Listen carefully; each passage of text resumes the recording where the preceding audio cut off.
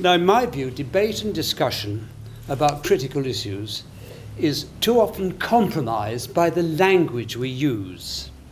What I mean is that key concept words have been devalued and corrupted to the point where they are meaningless. And I'll give you two examples: democracy and love. Democracy is about much more than voting every few years to confirm a government in office or change it.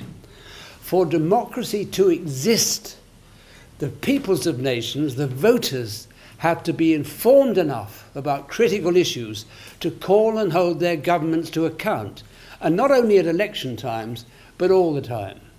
I'm getting old, but I know of no country in the world where the majority of citizens, the voters, are informed enough to do that and make democracy work. As for love, we love our wives, husbands, children, but we love cars and other material possessions, iPhones and iPads especially. We love food and drink. We love clothes and hairstyles and perfumes. What the hell does love mean?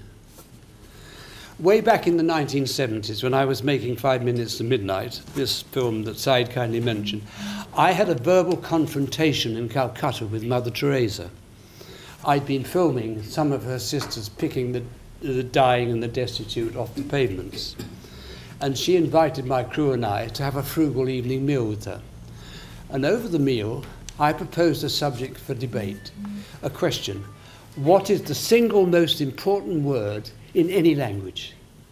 Love or justice? Mother Teresa argued, sometimes very passionately and angrily, for love.